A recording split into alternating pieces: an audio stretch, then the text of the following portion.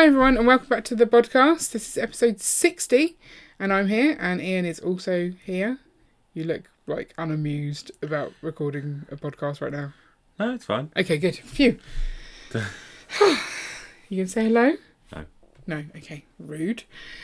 So, today's discussion is about conventions and our thoughts on preparing for one, because we have actually managed to secure a place at the Swindon show. Steam, isn't it? It's called. Yes.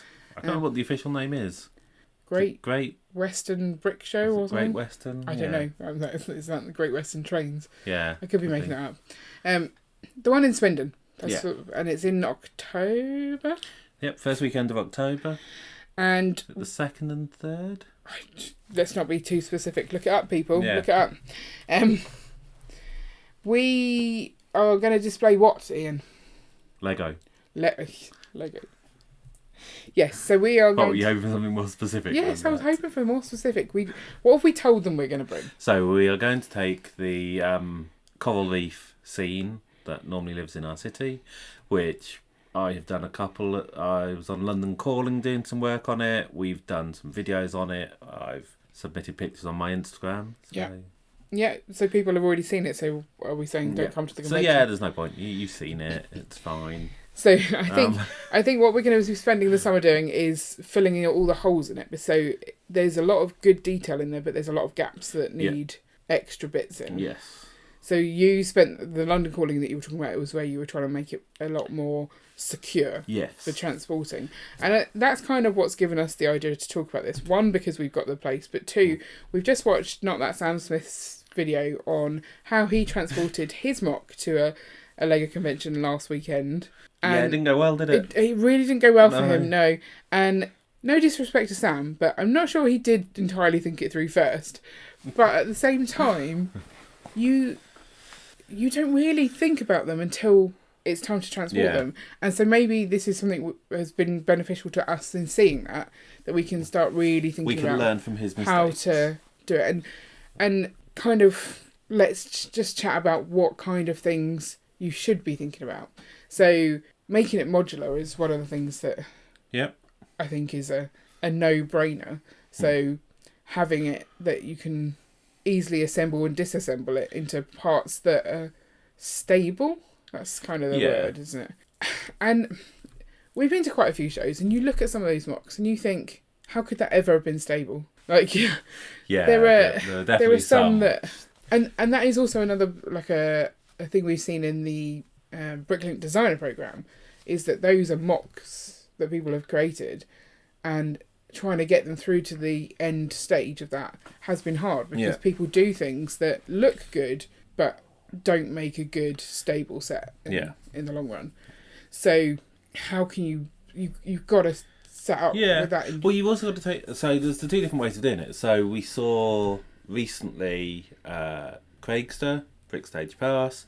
He went to a convention and was there the day before and built half of his mock throughout the evening, kind of thing. Is that a way to do it? So, well, that's one option, is to go and to know you're going to spend a lot of time on the setup.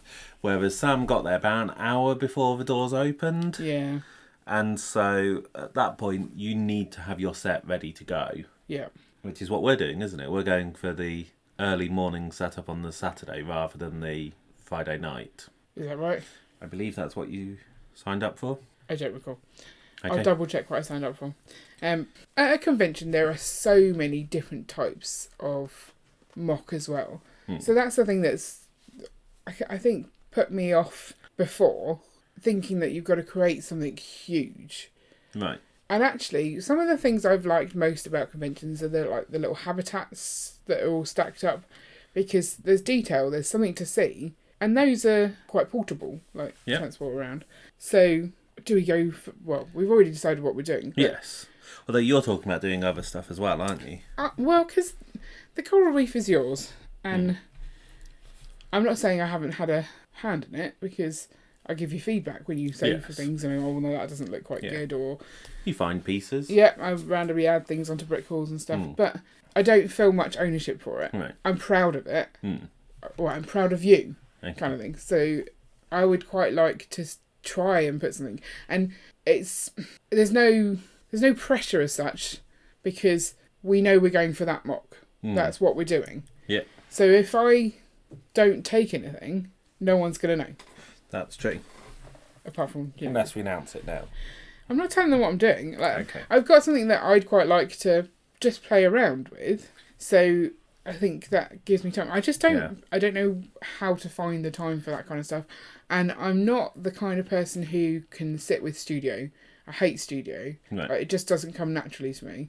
I want the pieces, and I want to just sit and build. But then knowing what pieces to get without having an initial idea is kind of impossible. So it's a catch. You either have to have a really big parts collection and just sit and mock from it, or you have to have some sort of basic design. But I just don't know how to do that basic design without the bricks. Yes. Whereas for me, that's not been an issue with the Coral Reef. Well, because you just get the parts and you go, this looks like an interesting part, and then you just play with it. You don't... Yes, it's you know, each little coral build is almost completely independent. I build them, and then I'll think a little bit about arranging them and putting them in, so you've got the levels and stuff.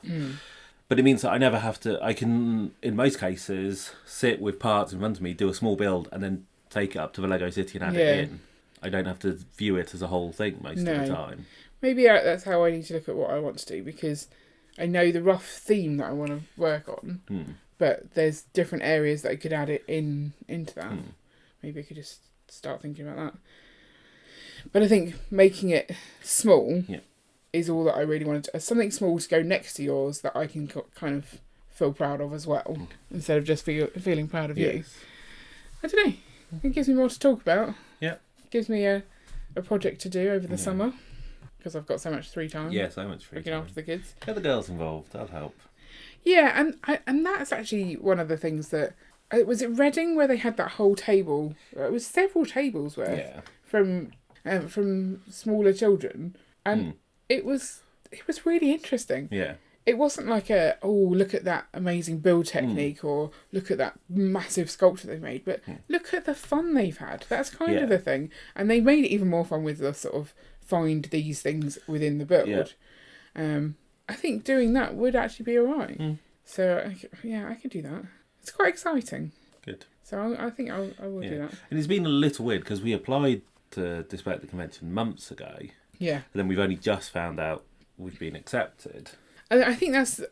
If you want to do conventions, you should just be building. I think that's the thing. If you're a mock builder... If you're a builder of mocks... Or a mock builder. Which sounds better? Which sounds more grand? Builder of mocks or mock builder? I don't know. I'm a builder of mocks. A mock engineer. A mock engineer? That sounds like you're an engineer, but you're just pretending. I don't think that's... let's not go... I think a builder of mocks. I'm a builder of mocks. A mocker sounds like you're some sort of coffee flavoured thing. So don't be a mocker. I'm going to be a builder of mocks. A mock artiste. No, again, fake artist. Yeah. Yeah.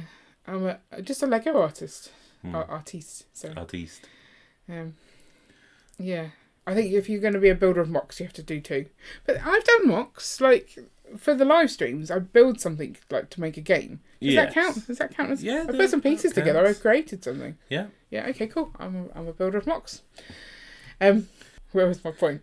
I got distracted by the terminology. Yes. Well, so I guess what you're saying is that if you are a builder of mocks... You're always building. You should have stuff that you can just go to a convention. You can just apply. Yeah. You're like, I fancy going to that show. What can I take with me? But then that depends on whether you create... Your mocks are easy to transport. Yeah. You could have mocks that are ridiculous and you would never be able to get them out of the house. I think that's the thing. Are you creating for something that you want to see and put in your city or display in your home? Or are you creating things that you can take with you?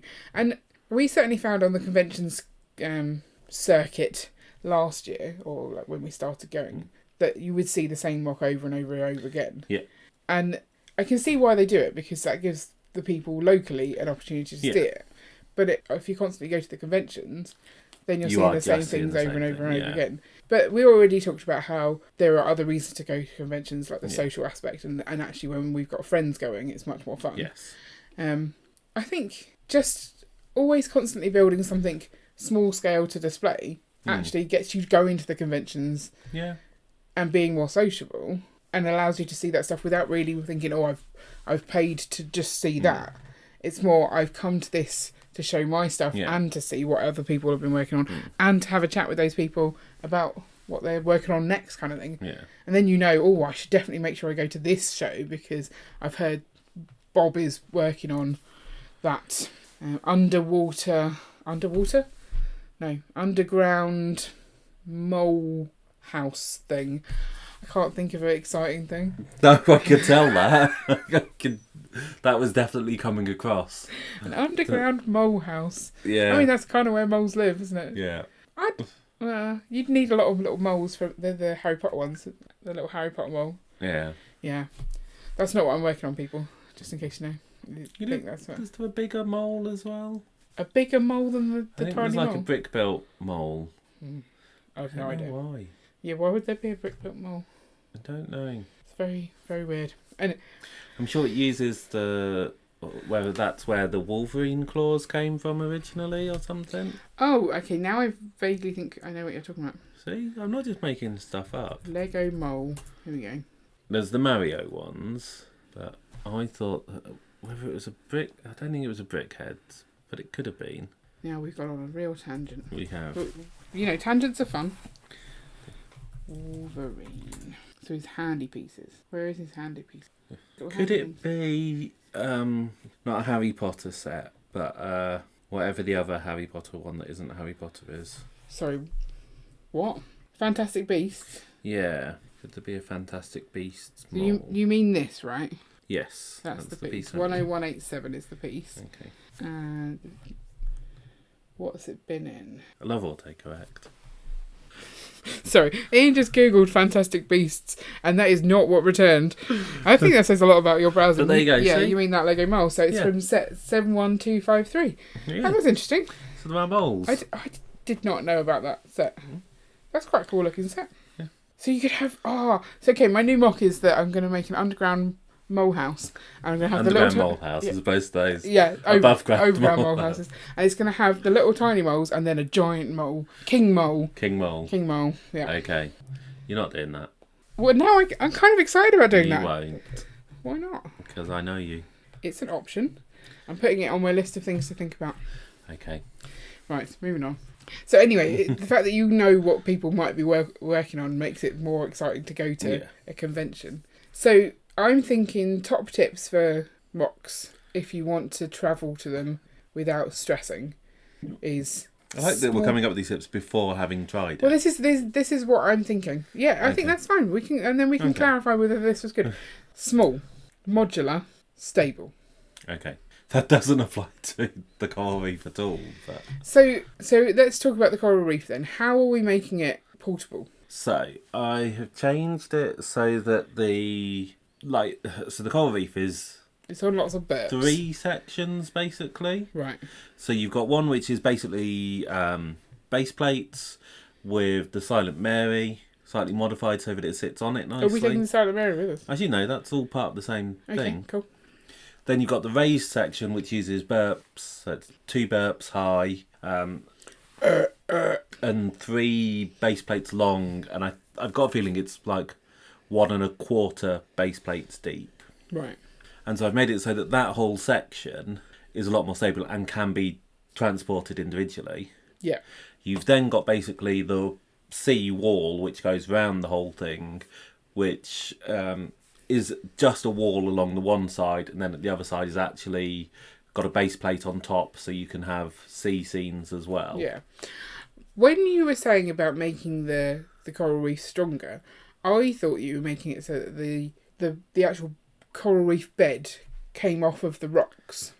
Right. And so they would all go individually in a sort of modular style, and then you would just take the sides, which if they fall down it doesn't really matter because you know how to put those back up quite quickly. You just slot it back in, which is so not what you did. No. You made it just that it was kind of sturdier. It's kind of, in some ways, it's like a... Mills plate. Yeah. A 2 burp high Mills plate. Yeah. So the whole thing is you made strong as opposed to you made the bit that the coral is on slot in. Yes. Which is kind of... So now it's taller than what I thought you were going to do, which is you could take it... Like, you'd only have the 2-bed-pie layer, and then you'd have the next layer would be something that came off. But that's not what you did. No. Would that have worked? Possibly. I think that would have been a lot more work. I'd have had to get more specific parts in order to make it all fit. And that's the thing. Everyone thinks about things in a different way. And so you look at something and go, oh, that's going to be fine. And then it's not. And someone will come along and go, why did you do that? That's crazy. So if you look at Bricksnaps, Martin from Bricksnaps does all the massive builds. And he gets them to conventions. And he doesn't completely destroy them. No. He's specifically hiring a van, and I think he sort of packs it in tightly so that there's not much movement. Right, yeah. But I think he also builds quite quickly. Like, you look at he'll leave a convention and he'll completely tear something down, and then suddenly it's back up again. So I think he knows his builds. Yeah. And he can. I think that's an important thing, is know your build, so if it does fall apart in transit, you know how to quickly rebuild it. Which is the kind of at odds to the just taking along stuff that you've been building for fun. Because if you've built something that you're quite proud of and you think, oh, I could display that, you might have built that 6 months ago and you've forgotten. Yeah, but if you're going to conventions regularly, then when you built it, you'd have gone to a convention quite soon after, wouldn't you? Well, it depends if like you built it during coronavirus and so that's what it's different. But now going forwards, if you particularly want to do conventions, you'd be building and taking them to conventions quite quickly. Yeah. Do you think an easy entry to a convention is forming part of a collaboration build, or do you think that actually makes it harder because you've got to coordinate? Oh, I don't. So it depends on what you count as like collab project. So obviously we saw Not That Sam Smith and Planet Tech, SW Bigs. They all were part of this collab. Sorry, did you just say collab? Because I'm sure I said collab at one point and you went, oh, you sound so American. Yeah, collab. So ever since you said that to me, I've been like, how do I say that word? So can you just now tell me, am I allowed to say collab? No, you're not. So what? So they took part in this collab. But when they talked about it, I thought it was going to be like a collaboration build, which as it wasn't. It would all it was sit together, it was separate builds stages in like a so story it was a thematic timeline. Grouping as opposed to something like the massive medieval scene that which we saw, all slotted together, which looked really was good. a collab where each person had a number of mills plates, and then they did all slot together and stuff. So it was a massive thing. Which is harder to then display on its own if you especially if you're doing a part over here and then someone else's part and then you're doing another part. Yeah, you'll then end up with like a gap in what you can show. But I think that they both worked. Yeah. But so I think, if you're going for that one where they all need to join together and you need to have stuff going through, then that is going to be a lot more stressful. Yeah. Whereas, if with the one that the Star Wars lot did, if Sam's had been completely destroyed and he couldn't rebuild it in time, there's a table of other people's stuff that people can look at. It's not like it was needed to connect two others together. Yeah, the pressure's off because you've got other people showing something that means that people can see stuff. But then the pressure is on because you're trying to do something on behalf of a group. Yeah. So it's hard. Yeah. I guess it helps with the accountability. If you say you're going to do it and other people are expecting you to do it, then you're more likely to get it done. Yes. Some people work better with that kind with that deadline and that pressure. Yeah, if it's just you've said you'll show something, you turn up without it, and therefore they don't let you into the show. Yeah. Could you say you're bringing something and then have a disaster and then not? Is that a good way to get into these shows for cheap? Like, just turn up with a whole load of Lego parts in a suitcase and go, oh, sorry, it got broken on the way. I don't know. I don't know what they would do. That's not really in the. It's not the right frame of mind. Yeah. Considering you had to show pictures of what you were taking, at least we did. Yes. Yeah, but Sam's looked like something and then it didn't. Yes. So. Yes. But no, I'm saying making a mock to take a photo to get free entry and then turning up without the mock. What are you saving there? Just steal someone else's mock. Yeah. If you're the kind of person that's trying to get free entry just because you can, then your morals aren't very high. Okay. Anyway, I think having one mock that you're definitely showing is the way forward, and then adding on other fun projects as you go. Like, fill your table with something, and then some side builds. Yeah. Sounds like a good technique as well. Because did Tech I think they multiple? He took 2 in the end. He took 2, so he took his part of the collaboration and the mosaic. And his mosaic. But he didn't get the frisbee made. Grogu's capture, but yes, frisbee. Yeah. That wasn't made in time. But he's got another one that he can go to and then display it. So that's the thing, is always constantly working towards a show, having something to keep you motivated and keep you on. Because if you enjoy mocking, but you have a busy life and you don't really get around to it, having a reason to do it helps. Yeah. I don't know. I'm quite excited. Good. I think it will be fun to see from the other side of the table, and we will definitely come back with a podcast on what that is like. Yeah. And the social side of it, because I think especially the 2-day shows, that there is that social element, the overnight, that will be fun to see. It'd be nice to sort of get to know some of the members of our lug a bit more. Yeah. Because I think until you show something that you've made, you don't really get the respect in a lug. Oh, is that how it works? Well, I think people just think, oh, you're just here because you want the perks. Right. Okay. Whereas if you go to a show and display something, then they're suddenly like, oh yeah, you're a builder of mocks. Yeah.